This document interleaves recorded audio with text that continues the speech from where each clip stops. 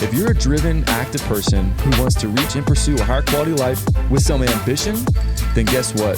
This podcast is for you. This is the Driven Athlete Podcast.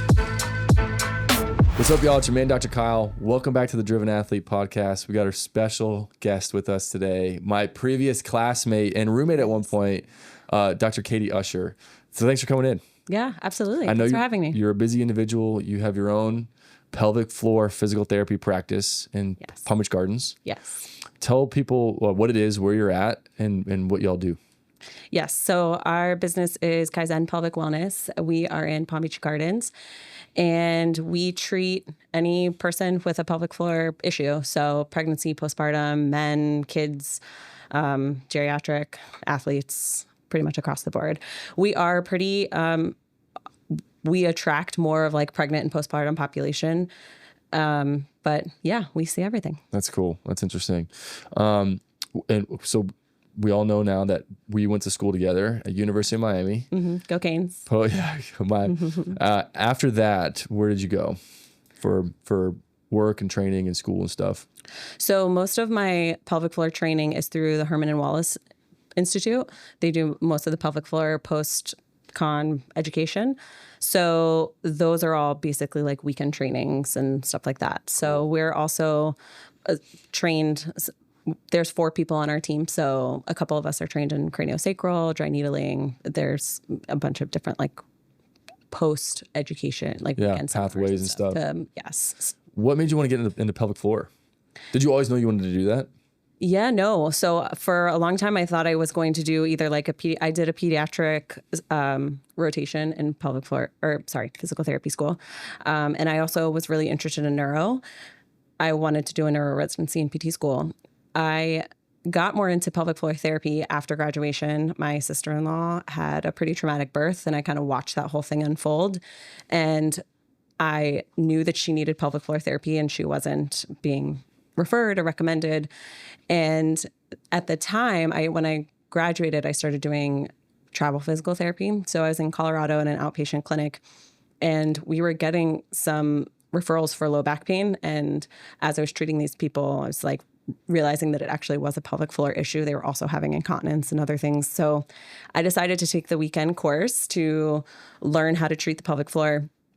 And when I did, it basically just like changed my life, because once I started telling even my close friends that I was like going down this route, people just started coming out of the woodwork of like, oh, you know this? It's like the same thing when we graduate PT school. Everybody's like, hey, can you look at my knee? And but it was the same thing with the pelvic floor. They're like, hey, like this hurts when I'm having sex. Is this normal? Or I pee when I stand up from the toilet. Is that? And I was just realizing that the spectrum of pelvic health is so vast and so under talked about and so under treated that so many people suffer in silence for years before they find the help that they need. Yeah. So it just like drove me in. And then once I started actually treating, it's like I'm changing people's lives. Like you feel that already when people can like run again after an ACL repair or something. Yeah.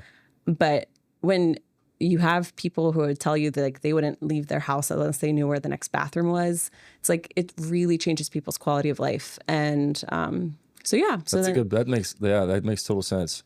I was gonna say, how else, like, what do people say that it's like had no idea that their quality of life was that altered because of this? As in, like, we got to plan out where the bathrooms are before we leave, right? Right. That hinders a lot of just like freedom. What else do you hear with that? Well, one of the big things too is like getting up at night to pee. Like that starts to become like an issue that people start to normalize. Oh, I was up anyway, so I just go to pee. And it can go downhill really quickly, where we hear from people a lot where it's like you're getting up 4 to 5 times a night to pee, which is not normal at any stage of life. And when we understand how important sleep quality is for function, it's like a bladder issue can permeate everything. And one of the important things to notice is like visceral tissue. So our bladder, our rectum, our uterus, our stomach, our intestines, most of the things are operating at an autonomic nervous level where we're not aware of its functioning day in and day out.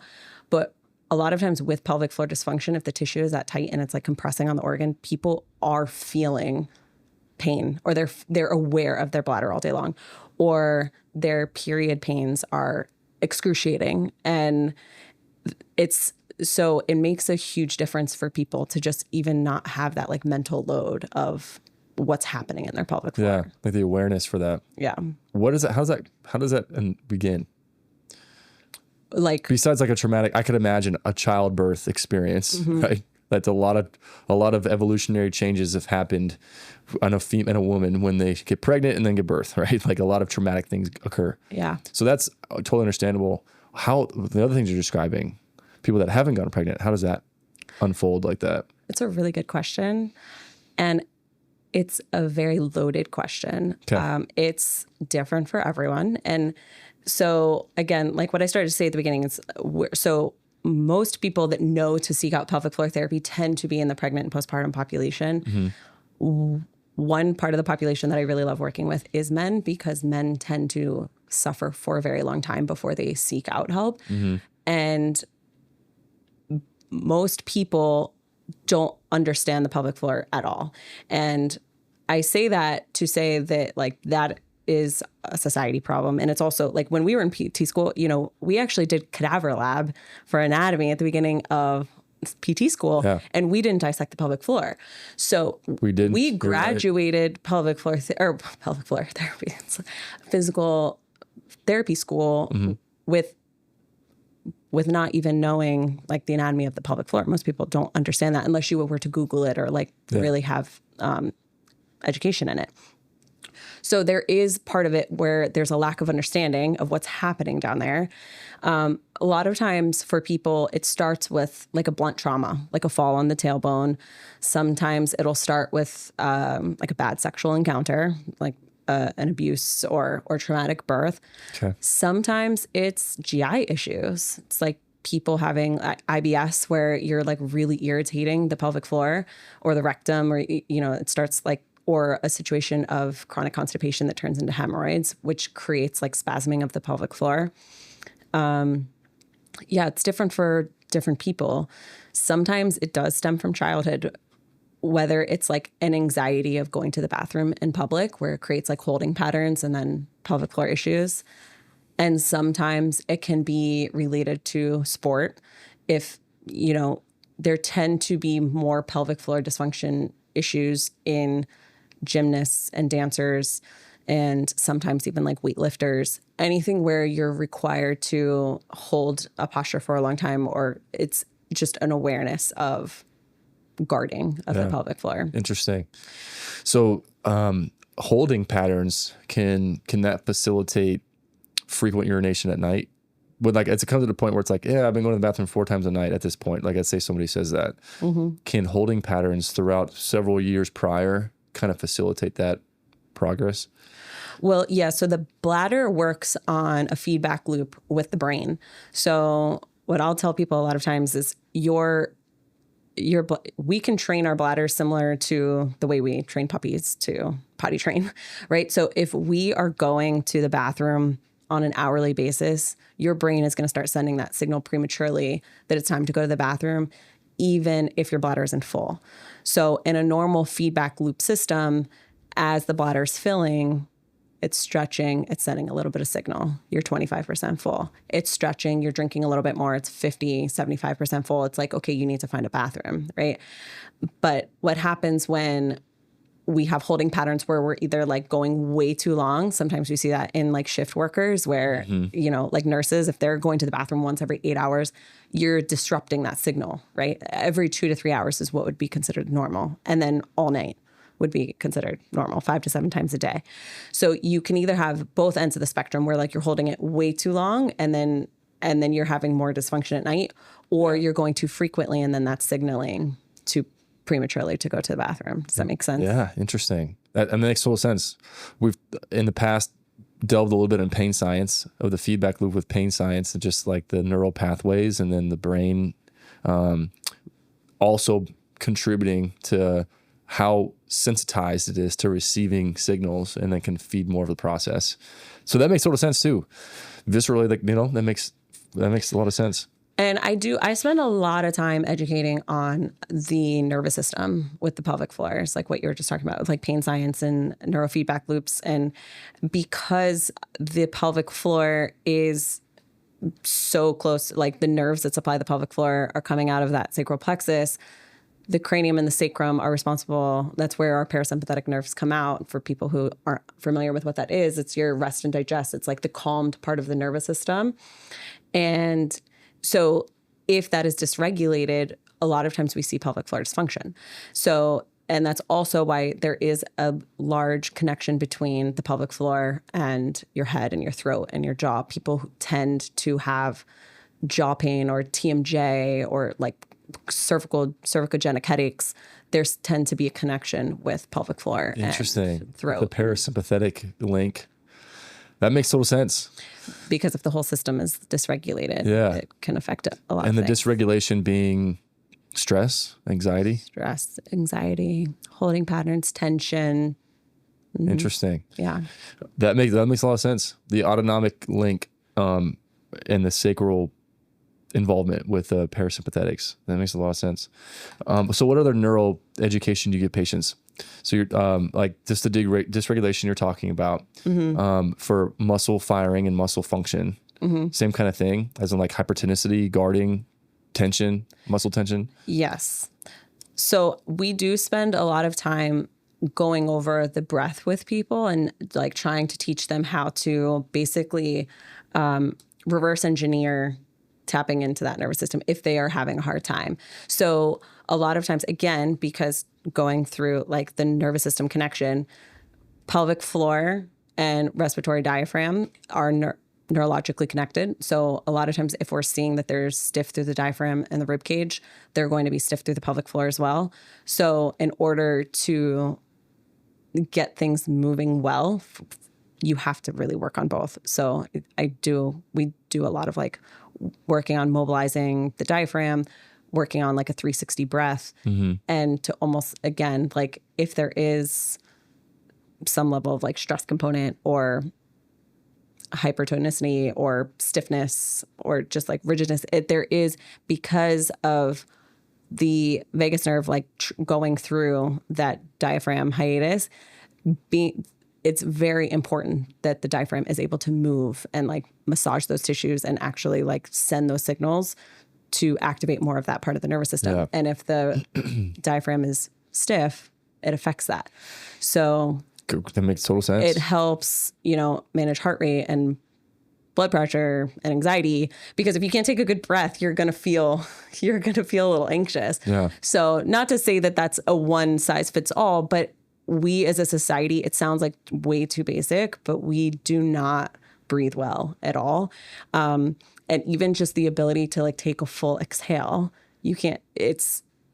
we're not doing that most of the time. If we were to take every person off of the street and actually like watch the way they breathe, most people are very shallowly breathing, and that affects everything. It affects our nervous system, but it also affects our cardiac system. It affects our core function, because the pelvic floor is the bottom of our deep core, diaphragm being the top. Totally. And so you're also, from a musculoskeletal standpoint, putting your back at risk, and your core is not going to fire as well if those aren't working well. We work, from sports PT standpoint, we work on diaphragmatic breathing a lot.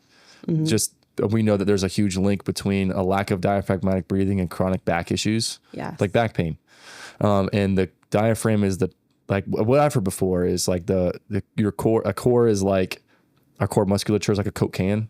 Yes. Where like the abdominals and the transverse abdominis and obliques wrap around the front and sides, and then the erector groups are in the back of the Coke can, and then the top of the Coke can is the diaphragm, and then the bottom of the Coke can is the pelvic floor. Yes. And so we definitely work on a lot of diaphragmatic breathing. A lot of athletes, they don't know how to diaphragmatically breathe. So I'm like, from a core stability standpoint of preventing back issues or sacroiliac joint pain, like SIH joint pain and hip pain, whatever, we're always like working on that at some point. I'm like, to be a core stability ninja, first, there's 3 steps. I'm like, first we need to get awareness, as in like, can you access your core appropriately with this exercise as an example. And I'd be like, where do you feel it? Well, let's say you're doing this plank. You have back pain, right? Okay, what does that tell you you're using? Can we use everything as much as we can? Of course we can, but right now we're not because you have back pain. We're not actually moving your back and you're still having back pain. You're just contracting things, right? Okay. So I'm like, first step is, can we reverse that and get a lot of the other core muscles to be contributing, thus taking some stress off the low back. So we'll work on some stuff. In session 1, they're like doing the same plank and they're like, yeah, my back doesn't hurt. And I feel my abs, I feel my core. Cool. Next step being like, can we translate that to a more challenging functional multi-joint movement, like a squat thruster or a landmine thruster or a box jump or a mid-ball slam or something like that? It's like, remember the core stuff we worked on last session? Now can we have that be involved and contribute to this multi-joint mid-ball slam, And then like the third step though is at the same time now, can you breathe with your diaphragm while doing this multi-joint movement with your core being involved? Like that's a core stability ninja. So I think the diaphragmatic breathing is the link of like the end state, like cherry on top, icing on the cake of like getting the core super involved and strong. No, I totally agree with that. And it's interesting because you could take a high level athlete, if they haven't had this training, it's to watch someone lift or squat 250 pounds.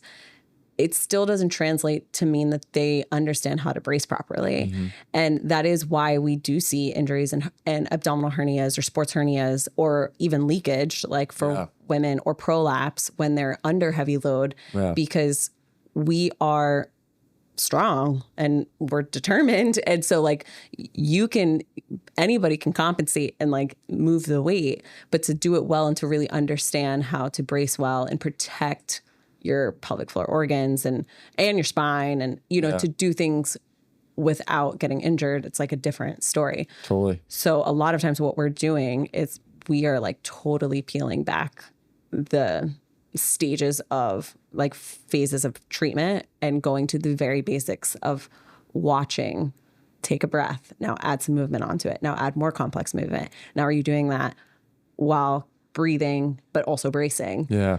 Because those are different things. And it's interesting. It's overloading for people and they've never done before, And it's hard. And sometimes it is hard when people have been used to training a certain way for so long that it's relearning how to coordinate a movement, which can be difficult. And that's what's really interesting. That's why I really enjoy working with like pregnant and postpartum women, because that in and of itself is like, not to say you're starting from scratch, but you are starting from a different baseline after you have a child. Like there is a different level of laxity and rebuilding. And I actually think it's like a beautiful time and way to train properly at that point, to like relearn how to engage well to protect yourself. How do you go about that then with, let's say you have I would imagine a very common case, female has a baby, a brand new postpartum month-old baby, 3 weeks old maybe. So they're 3 weeks out of a birthing process, which is very intense. Mm-hmm. And now they're having leakage or low back pain and pelvic floor pain. Is that a pretty common description? Or like, what does that look like? It is. Well, and so I'll back up even further. And that's, I will say, that's why I am a big fan of people doing prenatal pelvic floor therapy to prep for birth as well as they possibly can, and to hope for the best outcome, that there is as minimal damage as possible. And to obviously have the best birth experience for the baby as well. Mm-hmm. But also to prep for the postpartum side, to say like, week 1, this is what you're doing. Week 2, this is what you're doing. Week 3, and to really be able to break it down because there isn't enough guidance in our current maternity care system, where it's like you're being seen at 6 weeks and you're like, okay, good, go do what you're going to do. Yeah. And it really leaves women in the dark a lot of times, where they're either not doing enough because they don't know what to do, or they're doing way too much, and then they're putting themselves at risk for like a hernia or a disc herniation or leaking or pelvic organ prolapse. So we basically usually start with a mat type of basic like Pilates based TA, like regaining all of that in a very systematic way. It's more so like DNS, like dynamic neuromuscular stabilization. It's a lot of times, what I'll tell women is like, think of the way your baby is going to develop to walk and run. And it's kind of doing it in the same way, where you're going to work on these exercises on your back, and then you're going to work on rolling and then side lying and hands and knees and getting yourself up to be able to do a lot more dynamic stuff. I mean, I'm a runner, so I always, for women to like want to go out and run, I empathize with them a lot, but that is like most of the time one of the worst things to do, like first out after having a kid. But people want to lose the baby weight, and so they don't really know. It's a lot, it's like you're best to work on building up stability in a safe way first, and then slowly get back to whatever it is you want to do, whether it's weightlifting or running or whatever. Yeah. Oh, running is a lot of impact. It's a lot of impact. So you recommend before birth, women that are going through the pregnancy process to do pelvic floor therapy, purposeful exercises to set them up for success for the birthing process when it happens. And then afterwards, pelvic floor therapy to get things to be more stable and moving better. Yes. So when I first started doing this, I told you I got into this because of watching my sister-in-law have the birth that she had. Yeah. So when I started doing pelvic floor therapy, I was really passionate about working with postpartum moms because I saw postpartum pelvic floor therapy as preventative medicine for the postmenopausal stage where women are, leaking, and like the depends industry is like insane of urinary incontinence. I don't even know what it is, so I'm not going to try and guess, but it's very big. So I saw postpartum care as preventative medicine for postmenopause, right? And the more I was doing it, I was like, you know what? Actually, it's the prenatal care that is the preventative medicine, because women go through some, I don't want to cuss on your podcast, but SHIT. Some people have beautiful experiences. Some people have really traumatic experiences, and some of them probably would have been unavoidable no matter what. But I just, having 2 kids myself, and to like listen to the things that some women go through, I'm like, God, I wish I had been able to work with you, pregnancy, like how much of this would have been avoided? How much of, if we could have actually trained the pelvic floor to open well and to teach you how to do your own internal like mobilization so that the muscles weren't guarding and causing you to have like a failure to progress or something like that, because I do think, again, like we were talking about the neurological system and everything. And yes, there is the exercise component of postpartum, but there is also so much more. It's like the psychological and the mental and emotional and spiritual. And when women feel good in their bodies, they show up differently when they're exercising, but also in the world for their babies and for their partners and for their families. Yeah, totally. And so it feels to me like much bigger than just like rehabbing the pelvic floor. You know what I mean? I love that for sure. I totally agree with what you were saying. Like I can't speak, I'm not a woman, right? But speaking what you just said, when they feel better in their bodies, they show up differently for the world, their occupation, their partners, their family. That's ever true. Yeah, men, same thing, Totally. That makes total sense. And from a female standpoint of like after birth, it's a different position, to be in. Yeah. And it just makes, there's so much, everything about having a child is life-changing. It adds another layer of difficulty or adjustment when you're also dealing with like a 4th degree tear and fecal incontinence, or like so much pain that you can't have sex with your partner. Those are like, you expect the change of like having a kid, but you don't expect all of the other things that make it like way more challenging. And for someone, and myself included, that's why I do feel as passionate as I do about this topic, because I have an identity around exercise. Like, and that is just like who I am. and that's what makes me feel good mentally. And so when that is taken from people because of the situation of, again, like whatever it is, fourth degree tearing or just like the inability to do what they want to do because of how their birth went, that upsets me. So yeah, makes sense. So yeah. When you say I'm just interested, I'm sure other people are interested too, a traumatic experience, like a very traumatic experience with the birthing, what does that mean? What are some examples? You said fourth degree tearing.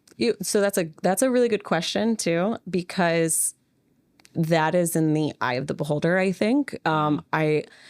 I have seen people who've had emergency C-sections who didn't feel mentally or emotionally traumatized by the situation. And I've had women who wanted a natural birth and didn't get it, and they felt traumatized even though everything was fine the whole time in terms of safety of baby and themselves. So there is a subjective component to it. But I would classify anything as, or trauma to be anything which was out of the expectation of the family. Got it. So from on just an objective physical standpoint, what are some examples of physical traumatizing birthing experiences? Okay, that's another really good question. I'm glad you asked, because I think birth in and of itself, no matter what, is a trauma to the body. Yeah. Pregnancy is changing fundamentally the tissue of the body. Yeah. And so I will give myself as an example. I had natural births and I didn't have any pelvic floor tearing. And because I was already in this field and I was already doing a lot of things, and I really focused a lot of time, and I also got lucky. I'm sure there is a level of just like, it's fortunate. Some things just happen that we don't know. Right. But I still was a wreck postpartum. And again, that was another thing that just kind of like confirmed that everybody needs pelvic floor therapy after birth. And in my opinion, I had what most people would probably look at and think were ideal births. And I still have dealt with prolapse and diastasis recti, like the separation of the abdominal wall, and things that I've had to like really be careful of and be mindful of. And some days, and I did prolonged breastfeeding, which also creates like an extended period of relaxin in the system, which just makes your joints more susceptible to injury. Yeah. So there was probably a 5.5 year span where every time I went for a run, I'm kind of like micromanaging each step and like, am I, so there is, from an objective standpoint, I think like birth in and of itself is a trauma to the body. It's like we roll our ankle and there's no thought you're going to you're going to physical therapy for a couple weeks to like make sure you're stable and you're not going to injure yourself. You push a baby out of your vagina, or you have an abdominal surgery for a C-section, and there's really, from a society standpoint, like no guidance of how to rehab the abdominal tissue, how to do soft tissue work on yourself, how even if you had a first degree tear and you had 2 stitches in your vagina, like scar tissue changes the function of the tissue. So it's crazy to me that like women oftentimes will go years and think like, oh, I just thought this was how it was going to be. Like I was always going to only have to be on top to like enjoy sex after having kids, or I was always going to be on the trampoline, or like certain things would always be painful.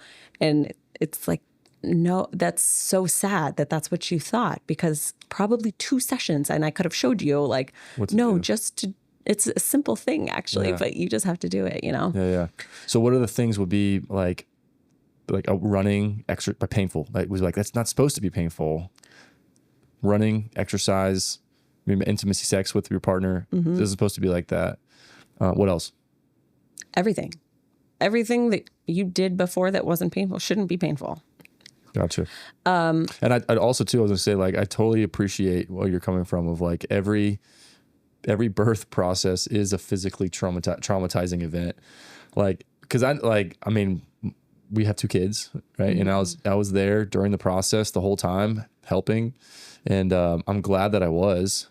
I know that some husbands or partners want to be out of the room, which is understandable. But if you had the fortunate opportunity to be present, like I'm sure you can acknowledge like what I'm saying with this, like, man, it is, and it's unbelievable. It's unbelievable. Like it's unbelievable. It's different than I was expecting, like you see movies and stuff, like not to get too graphic, the thing doesn't just like slip out, it migrates downwards millimeters at a time. And when they say like, oh, we were in labor for 8 hours, it's like that thing is in the middle of the perineum or like down the pelvic floor and sitting there for hours. Like that changes some things. Imagine if it's like a 10-pound baby. Yeah. You know what I mean? Yeah. And episiotomies they're not really a thing anymore, right? Which unless necessary. Unless it's necessary. Yes. Yeah. But imagine not as common. Not as common. Like, dude, that's like very intense and very traumatizing. Like But we were fortunate, from my understanding, like a great experiences, both ways, but for both kids. But man, it's very intense. It's very intense. I think like from like conception to the whole process to birth, and then now are playing with our kids, like it's just amazing. It is it's unbelievable, like how that happens.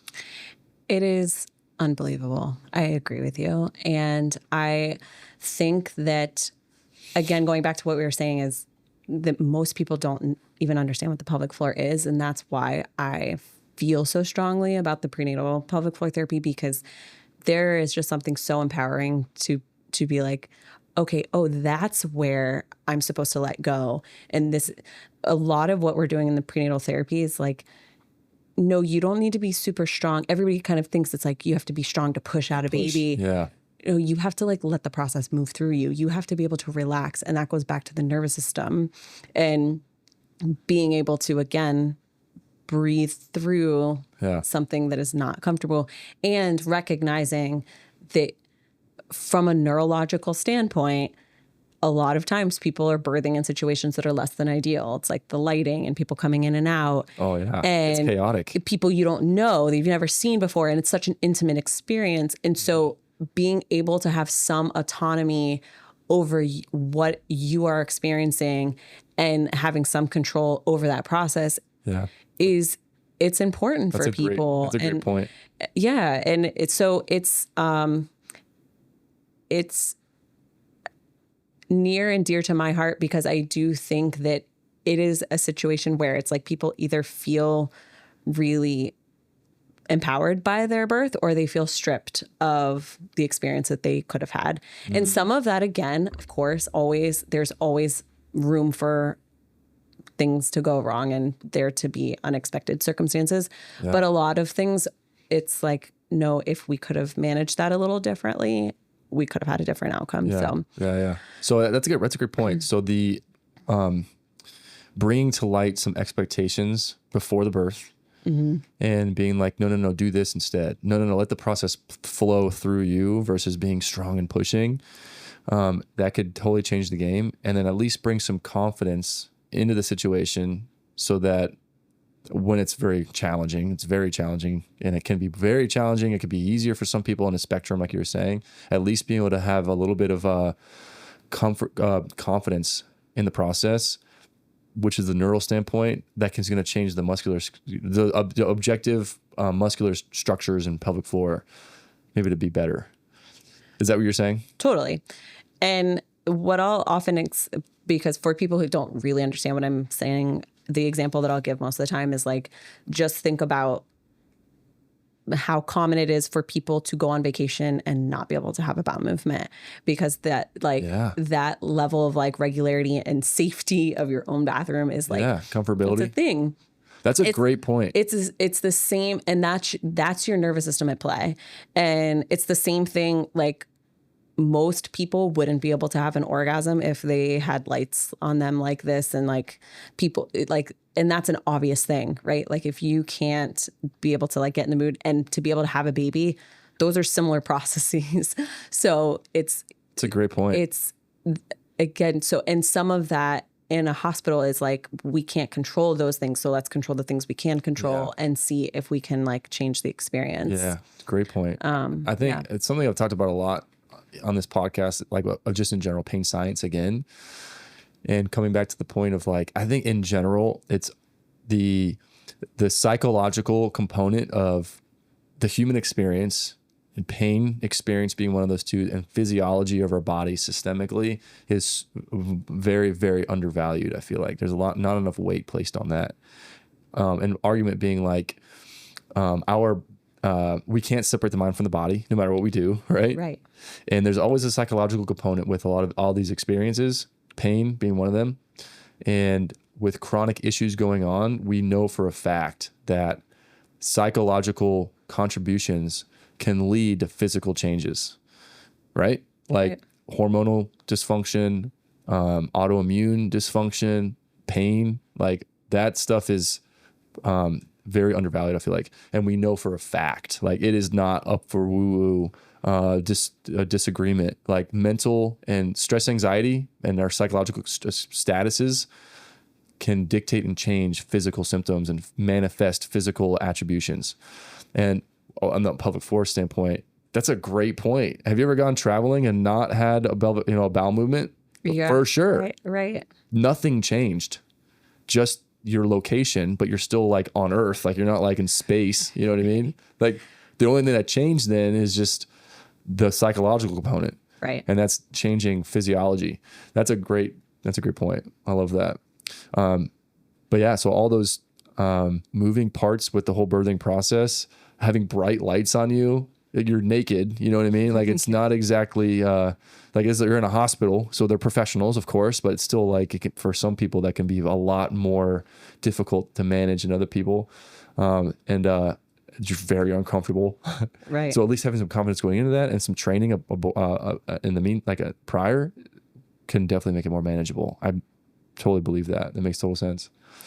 Yeah. And then even from like the orthopedic side, it's like, I mean, we know this, but it's, then you have a woman who's like, 5-10 years postpartum and bends down to pick up a pen off of the ground and herniates a disc in her back. And no one would ever correlate that had anything to do with like her core dysfunction that started when she gave birth. Yeah, totally. But it's like, those are the things that like, they build on each other over time. Yeah, so it's point. Like we didn't rehab you well. And then sure, you could have gone back to doing whatever it is you were doing or yoga or whatever. But if you don't have good integrity of your deep core system, your spine is going to be more compromised. It's more unstable or just more susceptible to, for long-term changes. Totally. And then it's only going to get like, at least what we found, like for sports, as an example, same thing. Let's say somebody's had a traumatic experience and they don't work on it. Humans are really good at compensating to just get things done. Those compensation patterns get more pronounced and worse over a longer period of time because it reinforces motor patterns in one thing, which then suppresses and inhibits motor patterns in the other thing that was affected. So for females that have back pain, SIJ pain, hip pain for 5 years and they've had 2 kids, like those disparities only have gotten more dysfunctional over the time because they're reinforcing other movement patterns. You mentioned relaxin. Mm-hmm. Can you explain more of that and how that is going to play a role with joint pain and then hypermobility and instability and stuff?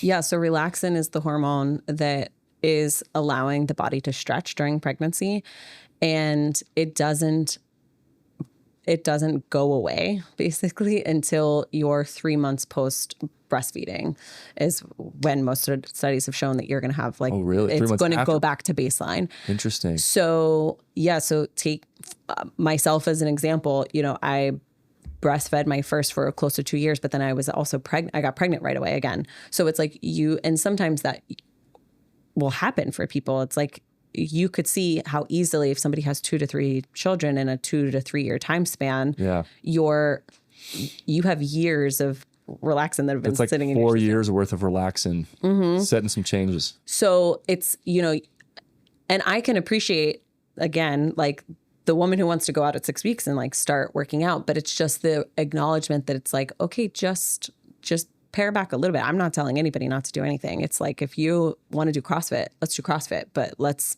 actually make sure you can do everything body weight first and like watch you do all like the fundamental tests that like we kind of run through to make sure you have good integrity and stability there before we start adding anything in, and just recognizing that your joints are going to be loose. Like your elastin, you're going to have more elastin in your system. So it's just like pretend that you're a really hypermobile person. And you know, it's like, so most people, again, like a really common thing that people think to do during pregnancy is prenatal yoga, right? That's like one of the most common things that people, organized exercise that people will do.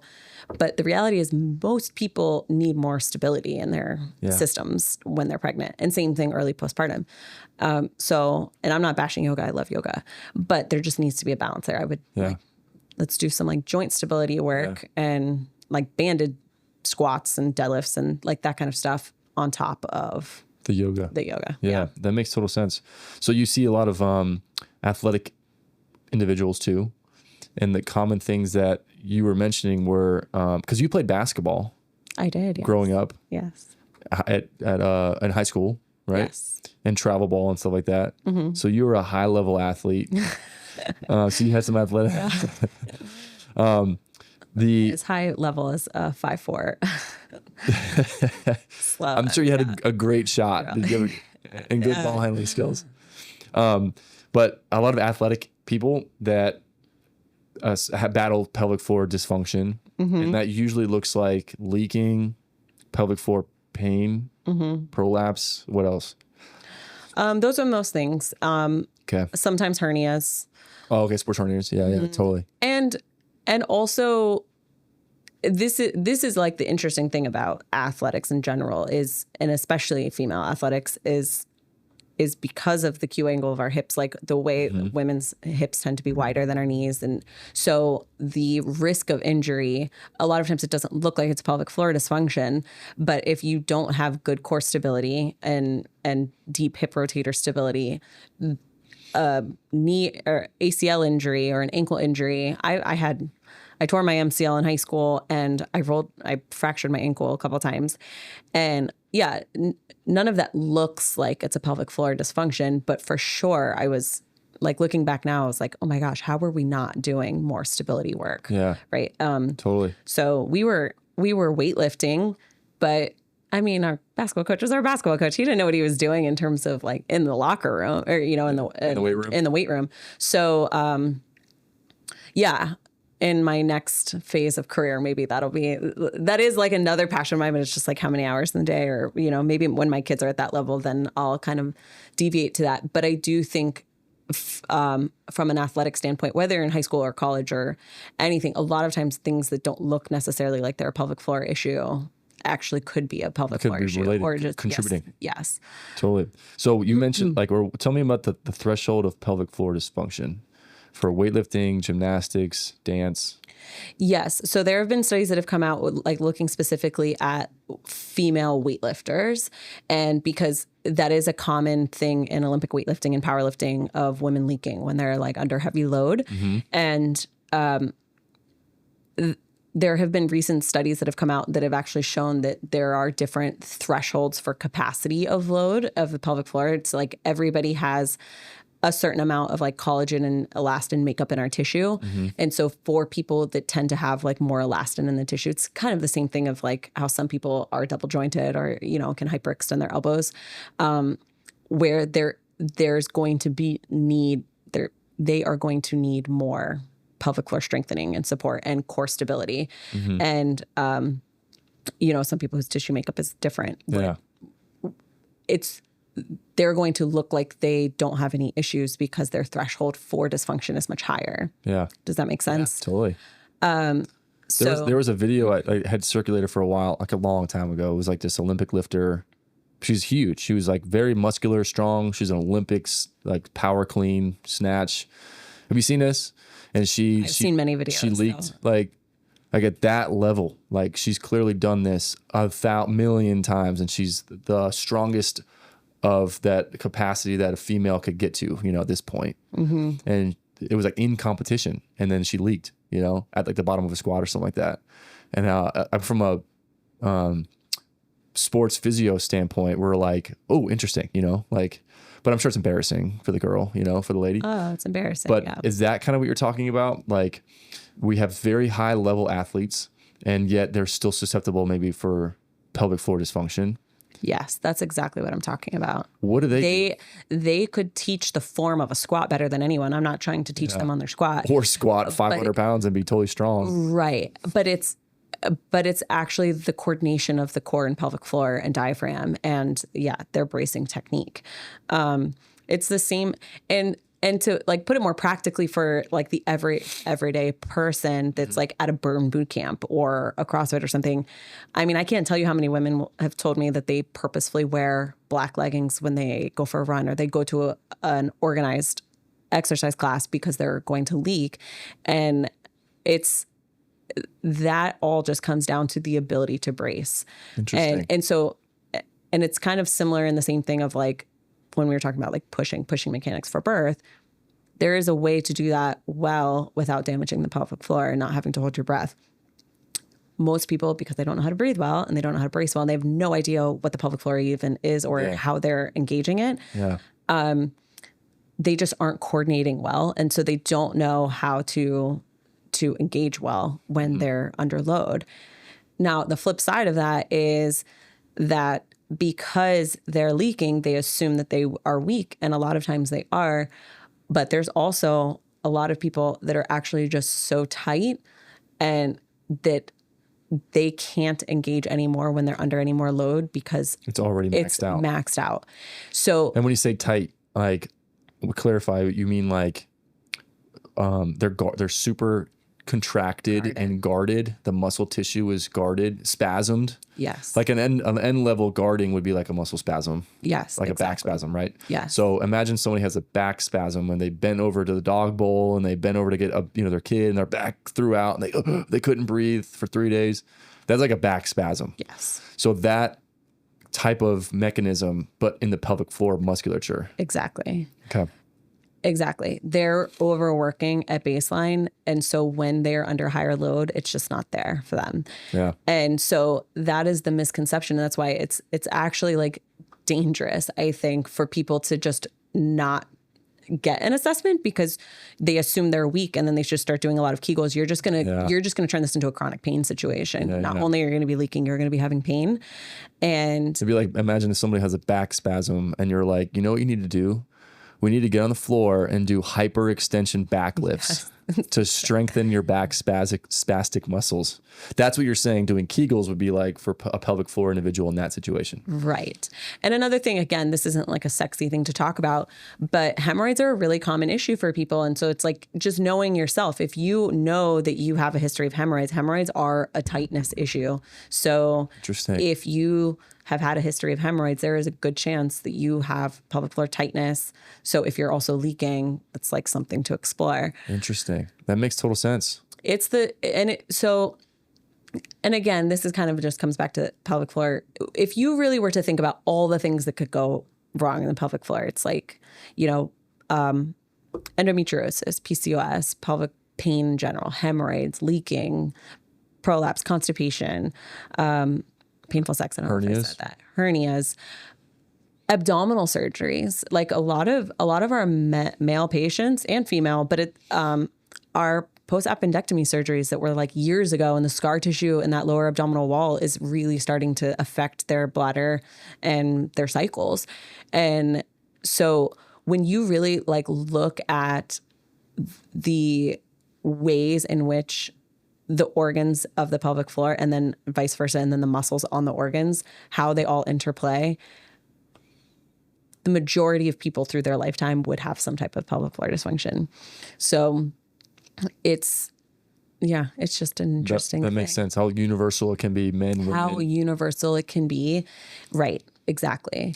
So that's before we wrap it up, I wanted to, you mentioned very frequently you hear from females that they wear black leggings in anticipation of like when I leak, I don't want people to see it, right? Like I'm going to, as like an expected thing. Another lifestyle adaptation, similar to like, we can't go anywhere until I know exactly where all the bathrooms are first. It's like it's dictating your life, right? And the freedom's gone. As in like, just pick up and go, do whatever I want. I'm going to wear red leggings today. I'm going to wear like white leggings today, you know, but I can't because, so that's a common thing you hear, right? Is I'm going to wear black leggings because of this. What would you want to convey to them? I would want to convey to everyone that if whatever you're experiencing, if it's not pain-free, it's not normal. And if it's not functional, it's not normal. Again, the majority of people that have pelvic floor dysfunction, if it's not tied up in pregnancy or postpartum, get a runaround before they find someone that is able to help them. Yeah. I mean, because pelvic floor therapy it's a niche thing that's not super common. It's not. And so people do think about pelvic floor therapy in increasing numbers when it's around pregnancy and postpartum. But if it's like a woman or a man who has bladder pain syndrome or is like peeing every 30 minutes or a lot of UTIs or endometriosis, like horrible periods that they like can't get off their bed for a day, their first day of their cycle, all of those things are not normal. And they are a sign of probably a lot of things, like maybe hormonal dysfunction, other things as well. But a lot of times there's a physical component that can make a world of difference for them. Interesting. And a lot of times in the pelvic floor specifically, like the treatment, it's like we're teaching our patients how to do all of this on themselves. Like my goal is to get you as independent as possible, as fast as possible, because it's really the exercises themselves aren't difficult. It's just knowing what to do and how to like pare it back and then build forward from there. Yeah. And what does it feel like during, right? And what your expected sensations should be in post treatment on yourself, stuff like that. So you're educating them on that stuff. Right. You know, a lot of times I was listening to a birth summit last year, and one of the women that was talking, she was a midwife, and she was talking about specifically like endometriosis and painful periods and infertility as well too. But she was saying, you know, she'll tell all of her patients first line is like an inversion a day keeps the doctor away, because being able to balance the ligaments of the pelvic floor can help with SI pain and pubic bone pain and period pain too, because we don't even think about the fact that a woman's uterus is suspended in space by ligaments that are attaching into the bone. That's a great point. So if you have SI dysfunction and your ligaments are like off and your whole uterus is rotated, or you have a ton of abdominal tightness or something like that that's compressing, those are like really simple things that we can fix that could make a huge difference for people. Yeah, that's a great point. I didn't even consider that, as in like the uterus is suspended and it's just connected by ligaments that attach to the hip, the SI joint, the pelvis. Yeah, the sacrum and the pubic bone. And when someone gets pregnant, like that thing grows in hundreds, like a massive amount of times in size. And that's going to pull on some ligaments. Right. And then relaxin is flowing through as well. It's a super great setup, unfortunately, for oblique, like dysfunction, like you were saying. Yeah. The joints to get dysfunctional. That's a great, I'm just kind of surprised that we don't hear more about back pain, and that women are able to get through pregnancy and be like, well, not bad, you know? Yeah. It's kind of surprising, actually, considering all the factors. Yeah, it is. Or are they just not speaking up? Yeah, I think it's a little bit of that too. I think there's a lot more people suffering in silence than we even account for.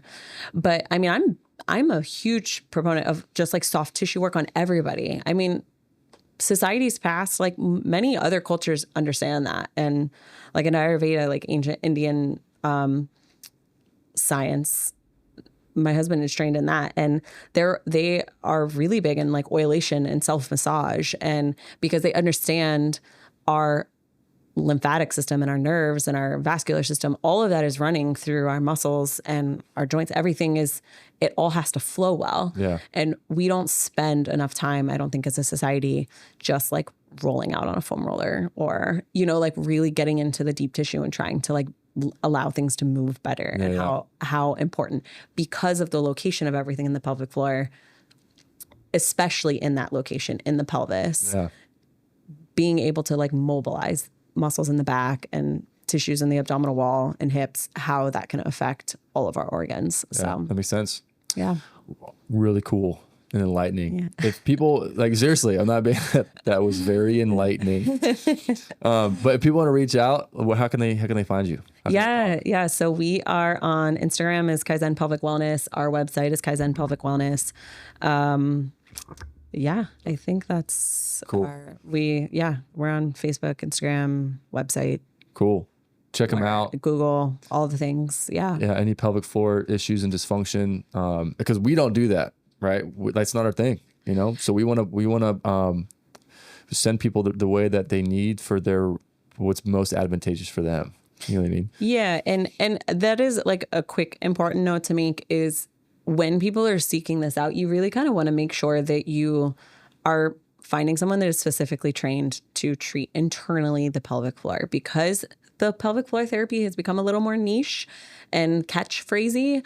There are some hopefully well-intentioned, but like misguided people that think that they're like, you know, doing some core exercises and stuff, and they're claiming to like treat the pelvic floor. Misrepresentation. It's misrepresentation. And for people who don't know and are seeking this out, it can be really like disheartening to think that like it didn't work for them when they weren't actually getting like totally. the what it is. So 100%. So the same thing in sports. Yeah, exactly. Yeah. But well, I appreciate you coming in. If you have any questions, reach out. Don't hesitate to reach out to Dr. Katie and them, and or with us, right? Any sports and orthopedic issues that it's not pelvic floor, and we're always open to suggestions, comments, questions, concerns, conflicting opinions. So don't hesitate to reach out. We'll have to get you in again together another one. Yeah, talk about athletes and stuff. So it's fun. But thanks for coming in, and we'll catch y'all next time.